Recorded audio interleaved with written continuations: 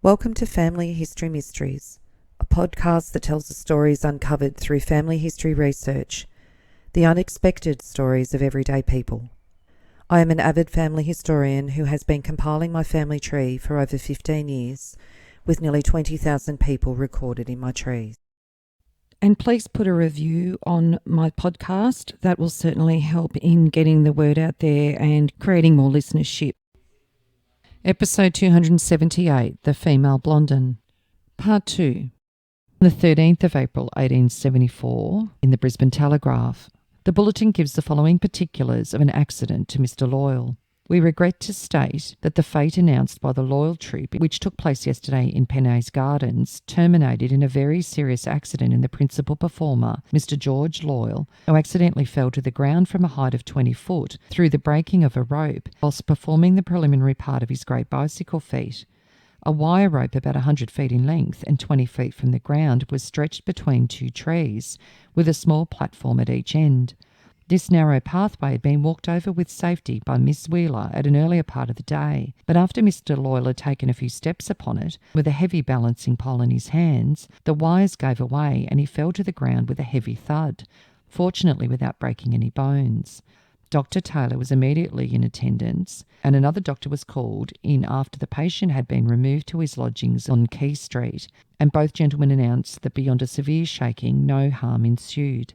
On inquiry at a late hour last night, we were informed that the injured man was progressing favourably and in all probability would be able to attend to his business in a day or so. So on the 4th of May 1874, they've returned to Sydney to be at the Queen's Theatre again. George Loyal, the monarch of the air, and Madame Zuila, the Queen of the air. Then on the 15th of June 1874, they're in Melbourne at the St George's Hall with a grand reopening night. Zempala Station and Double Trapeze by Zoila tonight, George Loyal tonight, Jean Loyal tonight. The whole strength of the London Star Comique Company tonight. On the 26th of June 1874 in the Melbourne Herald, Mr. George Loyal, the gymnast, with the Jean Loyal, otherwise Valetti, and Mademoiselle Zuila proceeded to Sydney this day on the steamer Yuyangs. 3 days later, in the Bendigo Advertiser, the wife of Mr. George Loyal, one of the famous gymnasts who've been performing in this city with considerable success, yesterday obtained an order for alimony and costs against her husband from a judge of the Supreme Court in Chambers. Almost simultaneously with this occurrence, the gymnastic brothers, together with Mademoiselle Zuila, suddenly took their departure for Sydney by the steamer Wentworth. So on the 8th of July 1874 in the Sydney Morning Herald, at the Queen's Theatre, George Loyal with Mademoiselle Zuila and Jean Valetti will appear on Thursday and Friday evenings for 2 nights only prior to their departure for California via New Zealand. And then 2 days later, at the Queen's Theatre, benefit night, George Loyal, Mademoiselle Zuila and Jean Valetti's joint benefit, positively their last appearance in this for the present and perhaps forever, as they sail tomorrow for California via New Zealand per the Rangatira. Farewell to Loyal the miraculous. Probably his equal will never be seen again. Farewell to Zuila and Jean Valetti. Farewell perhaps forever. So the divorce went through between Hannah and George in September 1874. And on the 17th of October 1874 in the Melbourne Herald, from New Zealand we learn that Smith's English and Continental combination troupe is broken up. Mr. P.H. Kirby, the late agent, will leave Dunedin for Manila with a troupe consisting of the De Castro family, Mr. George Loyal, Mademoiselle Zuila and others. Smith's troupe has been given farewell performances in Dunedin, assisted by Zuila, Loyal and Valetti. And on the 5th of November 1874 in the Melbourne Argus, amongst the passengers from New Zealand yesterday on the SS Tararua was Mr. John Smith, the well-known entrepreneur. The star combination of performers, whom he last brought out here, have, after a successful tour through New Zealand, gone to Manila. They left Dunedin in the ship Bunker Hill before starting for Manila. The troupe was strengthened by the addition of Mademoiselle Zuila and George Loyal. And on the 23rd of April 1875 in the Melbourne Age, we've been requested to state that the person assuming the name of George Loyal at Belfast is not the well-known acrobat and rope walker who is at present in Java. George and Kate had a daughter, Lulu Winifred Loyal, who was born in June 1875 in Singapore. According to an American circus industry publication, the New York Clipper, Kate, in 1876, rode a bicycle across a 500-foot-long wire, 360 foot above the Mangani Falls in South Africa. In the late 1870s, while in the US, George and Kate developed their act, George being one of the first men to be fired from a cannon, while Kate was hanging from a trapeze to catch him. And on the 28th of November 1879 in the Melbourne Lorgnette, says Mr. George Loyal and Ella Zuila, acrobats and trapeze performers, were still on the 10th of September performing at Hamlin's Magnolia in Chicago, USA. So now as Ella, she performed in the US in 1880 and 1881 with Adam Forpaz, the largest circus at that time, and she remained a major aerial star in London and Europe from 1885 until 1904, with Loyal astutely managing the act. At the height of her fame in America in 1881, drawings of her act show her wheeling a child over a wire in a barrow and carrying on her back a man, probably her aerial partner, husband and manager George Loyal, pouring water from one vase to another held over her head, walking the wire, sometimes on stilts and sometimes with baskets on her feet, and she could do some of this blindfolded. Another article says that women are not by any means always the helpless, frightened, timid creatures they are often made out to be could scarcely be better proved than in the person of Mademoiselle Ella Zuila, the famous tightrope equilibrist, who for some time has been performing on the high wire at the Aquarium in London. Mademoiselle Zoila is probably the cleverest exponent of her art since Blondin, by whom she was congratulated and presented with a diamond necklace. "You are the only artiste," said Blondin, "that I acknowledge in my profession." They departed Havana, Cuba and Mexican ports for the USA on the 5th of March 1885 and arrived in New York. She performed to thousands of people at the Crystal Palace, the Royal Aquarium, the Canterbury and Paragon Theatres in London, and also toured continental Europe from 1886. Each time they were in the UK, Ella and George mostly based themselves in Brixton. Family tree records show that they had two more daughters, Lily in 1886 and Linka in 1887. However, they died young, according to the 1911 census information. On the 5th of March 1887 in the Melbourne Weekly Times, Mademoiselle Ella Zuila, the Australian tightrope walker, is giving her extraordinary performances with the Mohawk minstrels in England to the manifest delight of crowded audiences. And on the 26th of March 1887 in the Melbourne Lorgnette, Mademoiselle Ella Zuila, trapesian, who some years back went to America with George Loyal, was during the Christmas holidays appearing nightly as the Australian funambulist and Queen of the Lofty Wire at the Canterbury Theatre of Varieties at Westminster and with the Mohawks at the Royal Agricultural Hall at Islington. She is admitted, says the stage, to be at the head of her profession and is clearing something like £70 a week. George and Ella married in Lambeth, London in 1887. On the 5th of November 1887 in the Melbourne Lorgnette, Mademoiselle Ella Zuila, heroine of the Lofty Wire, and Mademoiselle Lulu, the sensational aerialist, as well as Naira the Cloud Flyer, will shortly arrive per the SS Carthage, direct from Vienna, the greatest sensation the world ever saw. So on the 12th of November 1887 in the Melbourne Lorgnette, by the P&O steamer Carthage, which was expected in a few weeks, will arrive a company of aerial performers direct from Vienna. Amongst them are Mademoiselle Ella Zuila and Mademoiselle Lulu, two artists who have astonished both England and the continent for several years. They will open their marvellous performance at the Theatre Royal on the 10th of December. So the advertisement in the Melbourne Lorgnette for their first appearance are the world-renowned heroine of the Lofty Wire, Ella Zuila, and little Lulu. A grand introductory march, running on the wire, wheeling a barrel and floral distribution, masterpiece with chair, a grand double act mounting and standing on shoulders, passing and repassing, double backward and forward marching, blindfolded and enveloped in a sack, and terrific and sensational ride on a bicycle with feats never attempted by any other artiste. So you'll notice now that it's George's daughter and George's wife that are really taking the stage here, and George has taken a back seat.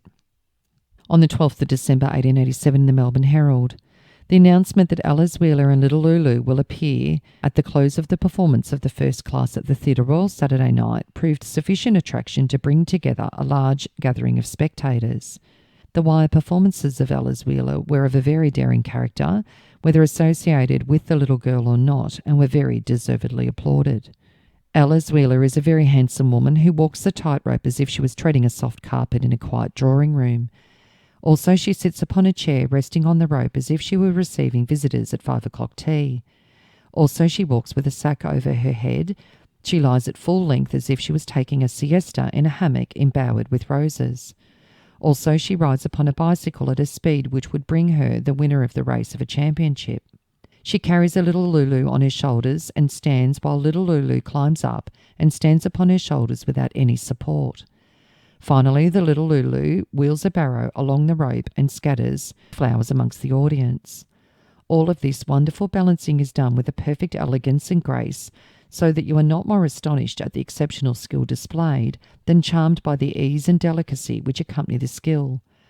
Certainly no man, not even Blondin himself, could go beyond what Madame Zoila is able to accomplish, and unquestionably she distances all women in her art. And as Madame Zoila is an Australian by birth, she may be taken to exemplify the possibilities of the Indigenous woman in at least one department of high art. To be sure, tightrope walking does not well accord with the understood character of the leading theatre of Australia. They then feature in Adelaide on the 17th of January 1888. At the Adelaide Oval, the first appearance in Adelaide of Ella Zuila, heroine of the lofty wire, the most daring performer in the world, assisted by little Lulu in their marvellous performance on the high wire, as performed by them at the Crystal Palace in London. And the Adelaide Express and Telegraph on the 21st of January 1888 recorded the show. Since the days of Blondin, the South Australian public have not had the pleasure of witnessing a better exposition of high rope walking than that given by Madame Ella Zuila at the City Oval on Friday. Blondin, however, used a rope on which to perform his feats in mid-air. Madame Zuila employs a wire. That the lady in question and little Lulu are skilled in this business was amply evidenced. There is a sensational element in this kind of entertainment which usually draws the public, but on this occasion the skilled wire walkers had Mr. J. Creswell, the boss showman of the colony, at their backs, and his name and success are often synonymous. Shortly after 8 o'clock, Madame Zoila and her daughter made their appearance and were at once run by means of a swing and pulleys to the southern platform.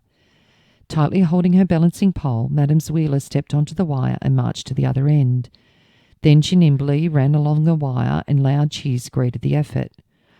Next, little Zoila made her appearance and wheeled a barrow across, without the least indication of nervousness. Cheers greeted this performance. Now came one of the principal features of the evening's performance. Armed with a table and chair strapped to her back, Madame Zoila smartly stepped to the middle of the wire. Without an effort, the artiste sat on the chair and, placing the table in front of her coolly, produced a bottle of wine, which she decanted, and having sipped the contents, proceeded to light a cigarette. All of this was methodically gone through as if she was comfortably ensconced in a French divan. Then, following some tricks on the chair, the table having been allowed to find a resting place on the net. Clever as was this performance, it was perhaps eclipsed by the double act of the two performers. Carrying her daughter on her shoulders, Madame Zoila reached the middle of the wire, where the pair astonished spectators by their clever feats. They then crossed and recrossed each other on the wire, and the daughter was carried by her mother to the end amid loud applause. Blindfolded and enveloped in a sack, Madame Zoila then walked the rope. Her well-simulated slip and shriek caused all eyes to watch her progress with startled interest, and one of the spectators at least gave a responsive shriek. Next, Madame Zoila mounted a bicycle with grooved wheels and dashed across the rope at a speed strongly suggestive of an attempt at breaking records. Close to the south end, she halted her steel steed and propelled it backwards to the other end, and coming forth again, dashed across the wire, concluding the performance amid cheering from all parts of the ground. On the 5th of June 1888, the Melbourne Lorgnet reported that Ella Zuila, Mrs. George Loyal, and little Lulu met with an accident on the 18th of April at the Agricultural Hall in London, where they were giving their performance on high wire. One of the ropes gave away and slackened the wire, and both performers fell into the netting underneath. Considerable excitement ensued, but fortunately the ladies escaped uninjured. They were still living in Brixton, London in 1891. Kate's widowed mother, Mary Ann Webber, was living with them, and also an 11-year-old trainee gymnast, Mary Clare. On the 1st of October 1892, the Melbourne Lorgnet recorded that Ella Zuila and the beautiful Lulu were engaged at the Palace at Douglas, and this proved to be very successful. From 1896, they toured US and then returned to England. In the Sydney Evening News on the 2nd of January 1897, it says that Ella Zuila rides the bicyclette with all sorts of gyrations and pockets her 7,000 or 9,000 francs monthly. In the 1901 census, they're living in Lambeth, England. George Loyal at this stage is 52, and he's listed as a gymnast.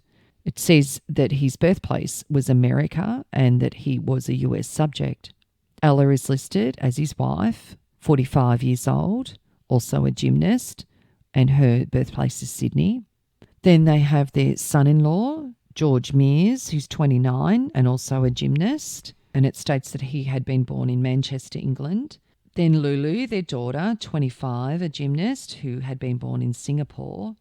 Then their son, who had been born in Cumberland, and then a nephew, Sylvester, who was 9, that had been born in Egypt.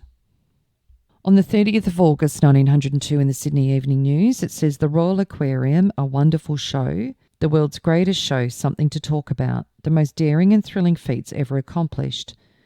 See also the wonderful sisters Devan, Ella Zuila, the female Blondin, and remarkable lady funambulist on a rope at an altitude of 120 feet and 200 feet long." Ella's career came to an abrupt halt on the 26th of August 1904. While riding a bicycle across the wire at Rotunda in Dublin, she fell. She was so badly injured she could not perform on the wire again. George spent his final years at Brinsworth House. This was purchased in 1911 by the Variety Artistes Benevolent Fund and Institution and was a retirement home for performers and still exists today. The census stated Ella was living with him. He was 66 and Ella 56. George Loyal died at Brinsworth House on the 8th of December 1920.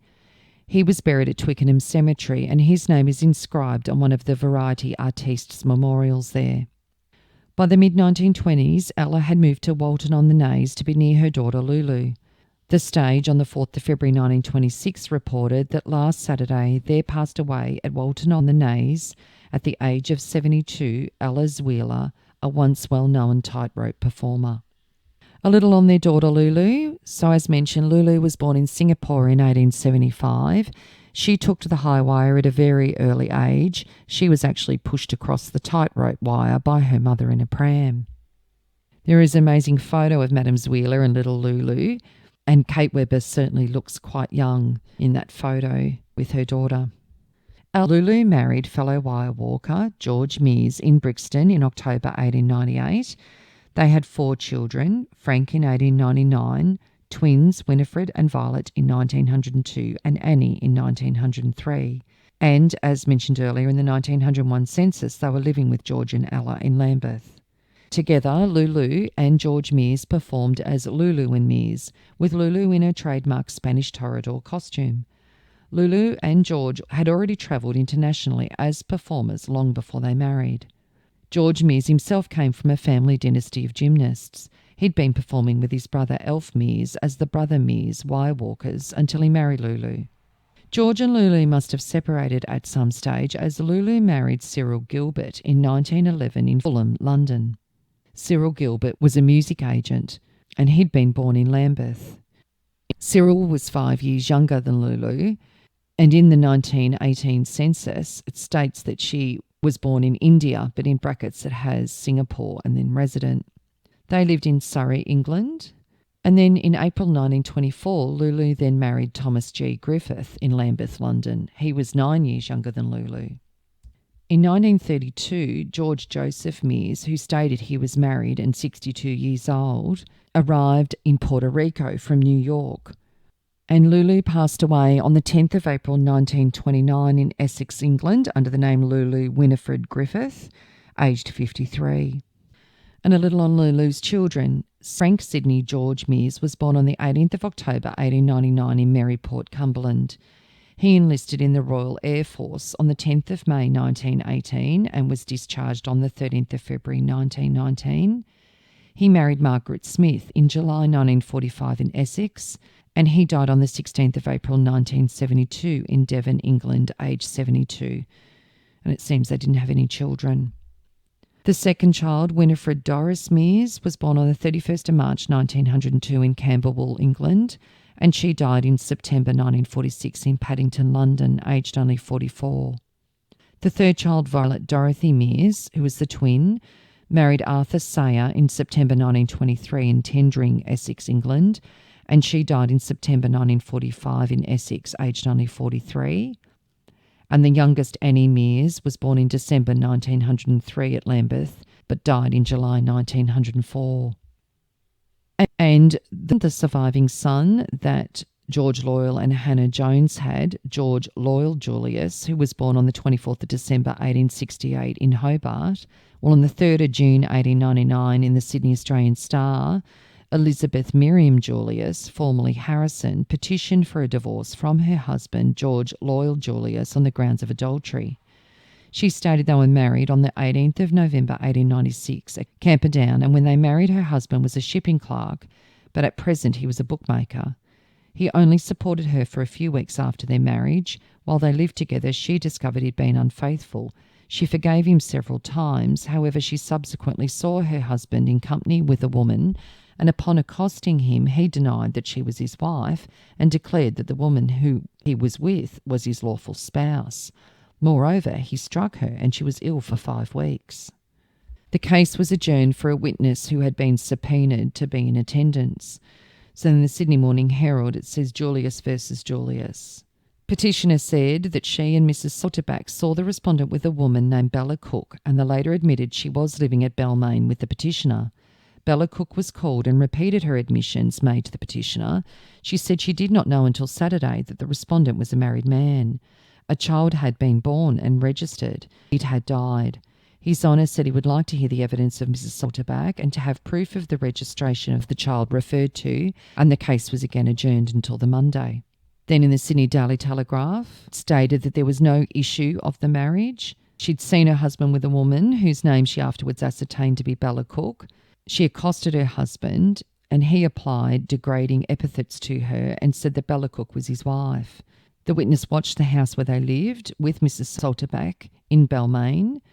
In reply to His Honour, the petitioner said she did not know Bella Cook before she saw her with a husband. Bella Cook was called. She said she lived at Surrey Hills and had been living there for a week.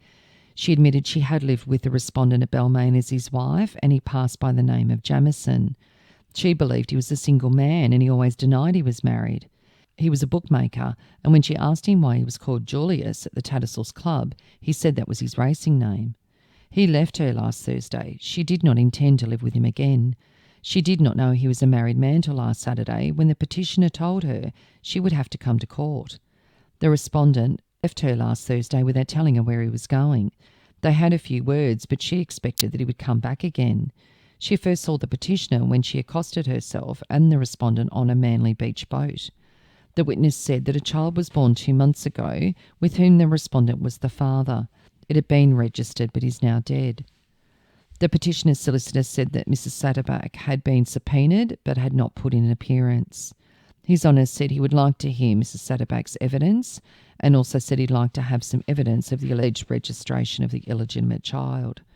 And on the 2nd of August 1899, the decree nisi was made absolute. Then on the 8th of July 1914 in Sydney, a commitment warrant for £3 13 shillings and 6pence in default to be imprisoned until the order is complied with has been issued by the Children's Court Bench in Sydney against George Julius for disobeying a magisterial order for the support of his child. He's 47, 5 foot 8 or 9 inches high, stout build, reddish complexion, reddish hair turning grey, clean-shaved, dressed in a blue serge sack suit and a straw Boster hat, a bookmaker.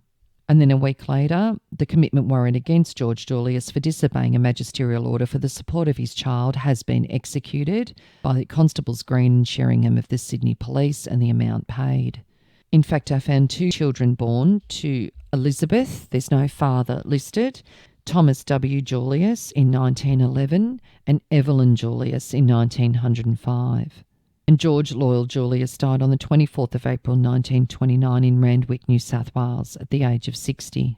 So the interesting feats of the Australian female Blondin, very much lauded, but it seems that the circumstances between her and George Loyal meeting and then going along and doing their professional work also had some personal consequences for his wife and children. If you are interested in sharing your story on my podcast, Family History Mysteries, please go to my Facebook page and send me a message. If you would like some assistance in filling in the gaps in your family tree to see what mysteries you solve, please get in touch. And don't forget, you can have early access to episodes by subscribing, and you'll also gain access to bonus episodes.